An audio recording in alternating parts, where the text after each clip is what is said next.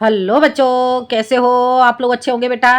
बेटा आज मैं आपके लिए लेकर के आई हूँ यूपी बोर्ड 12th क्लास के लिए जो बोर्ड परीक्षा में पूछे जाने वाले आपके शब्द योग। ठीक है बेटा, तो जान लेते हैं बेटा हम बोर्ड परीक्षा में पूछे जाने वाले आपके शब्द योग। देखते हैं बेटा। कुल बेटा इसमें मैंने आपके लिए 30 शब्द योग तैयार किए हैं, तो जान लेते हैं बेटा। देखते हैं। अविराम अभिराम, अविराम का अर्थ क्या हो जाएगा? अविराम का अर्थ हो जाएगा बेटा बिना रुके, और अविराम का अर्थ हो जाएगा सुंदर। ठीक है बेटा, अविराम बिना रुके और अविराम सुंदर। अगला है बेटा आपका बेहग और बेहंग। बेहग का अर्थ हो जाएगा बेटा आपका पक्षी, और बेहंग आकाश या आकाश में खोने वाले बेहंग। ठीक है, आकाश में जो घटाएं उमड़ती हैं उसे कहते हैं बेहंग। ठीक है बेटा। अगला कृत और कृति। कृत, कृत का अर्थ हो जाएगा किया हुआ, और कृति का अर्थ हो जाएगा रचना। ठीक है बेटा, आ गया समझ में? इतना आपको समझ आ गया होगा। अब चलते बेटा हम आगे, देखते आगे। श्रवण और भ्रमण। श्रवण का अर्थ हो जाएगा बेटा सुनना, और भ्रमण का अर्थ हो जाएगा घूमना। ठीक है, श्रवण का अर्थ क्या हो जाएगा? श्रवण का अर्थ हो जाता है बेटा सुनना, और भ्रमण का अर्थ हो जाता है घूमना। ठीक है, आगे देखते हैं। अगला है बेटा आपका अंश और अंश। अंश का अर्थ हो जाएगा बेटा कंधा, और अंश का अर्थ हो जाता है हिस्सा। आगे वात, वात का अर्थ और बात। ठीक है, वात और बात। वात का अर्थ हो जाएगा बेटा वायु, और बात का अर्थ हो जाएगा बातें। अगला पुरुष परुष। पुरुष का अर्थ हो जाएगा आदमी, और परुष का अर्थ हो जाएगा कठोर।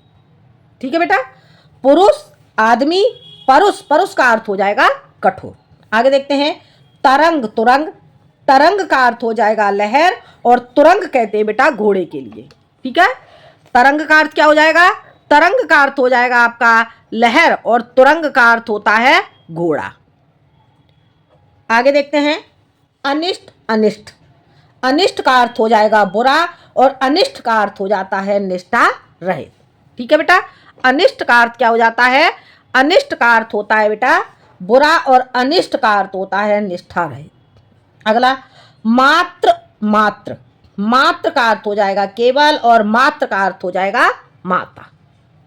आगे अम्ब अम्ब। अम्ब का अर्थ हो जाएगा माता, और अम्ब का अर्थ हो जाएगा पानी। ठीक है बेटा, अम्ब माता, अम्ब पानी। आगे देखते हैं। भवन भुवन। भवन कहते हैं बेटा घर के लिए, और भुवन कहते हैं संसार। भवन घर, और भुवन संसार। ठीक है बेटा, आगे इतना समझ में। सूर सुर। सूर कहते हैं वीर के लिए, और सुर कहते हैं देवता। सूर का अर्थ क्या हो जाएगा? वीर, सुर देवता के लिए। और असुर, असुर आ जाता है बेटा अगर सूर, सुर और असुर पूछा जाता है तो सुर लिखोगे बेटा आप देवता, और असुर लिखोगे राक्षस। ठीक है। मनोज, मनोज का अर्थ होता है कामदेव, और मनोज्ञ, मनोज्ञ का अर्थ होता है सुंदर। ठीक है, मनोज का अर्थ क्या हो जाता है? मनोज का हो जाता है बेटा कामदेव, और मनोज्ञ का अर्थ हो जाएगा सुंदर। हो गया क्लियर? अगला मेघ मेध। मेघ, मेघ कहते हैं बादल के लिए, और मेध कहते हैं यज्ञ के लिए। ठीक है बेटा, आगे समझ में। मेघ, मेघ का अर्थ हो जाएगा बादल, और मेध कहते हैं यज्ञ के लिए। अब देखते हैं बेटा हम आगे। आगे आपका क्या हो जाता है जान लेते हैं बेटा। आगे देखो, आगे हो जाएगा बेटा आपका निर्वाण निर्माण। निर्वाण, निर्वाण का अर्थ हो जाएगा बेटा मोक्ष, और निर्माण का अर्थ हो जाएगा रचना। ठीक है बेटा, निर्वाण मोक्ष निर्माण रचना। आगे अनिल अनल। अनिल कहते हैं बेटा, अनिल वायु के लिए कहते हैं, और अनल कहते हैं अग्नि, आग। ठीक है बेटा, आगे देखते हैं। अनल का अर्थ आपका क्या हो जाता है? अनल का अर्थ हो जाएगा अग्नि या आग, और अनिल का अर्थ हो जाएगा वायु। अंबुज अंबुद। अंबुज कहते हैं कमल के लिए, और अंबुद कहते हैं बादल। ठीक है, अंबुज कमल, अंबुद बादल। अगला सकल शकल। सकल, सकल का अर्थ हो जाएगा बेटा संपूर्ण और शकल का अर्थ हो जाएगा खंड। ठीक है, सकल, संपूर्ण, शकल, खंड। अंश, अंश, अंश का अर्थ हो जाएगा भाग और अंश किरण। अंश, भाग, अंश, किरण। सुत, पुत्र और सूत, सारथी। सुत का अर्थ हो जाएगा पुत्र और सूत का अर्थ हो जाएगा बेटा आपका सारथी। ठीक है बेटा। अगला जलद, जलधि। जलद का अर्थ हो जाएगा बेटा बादल और जलध का हो जाता है समुद्र। ठीक है, आगे समझ में। जलद, जलद का अर्थ हो जाएगा बादल, जलद, समुद्र। आगे देखते हैं बेटा द्रव और द्रव्य। द्रव, द्रव का अर्थ हो जाता है तरल पदार्थ और द्रव्य का अर्थ हो जाता है धन। ठीक है, द्रव का अर्थ क्या हो जाएगा? द्रव का हो जाता है तरल पदार्थ और द्रव्य, द्रव्य का अर्थ हो जाएगा धन। हर, हर, हर का अर्थ हो जाएगा विष्णु और हर का अर्थ हो जाएगा शंकर।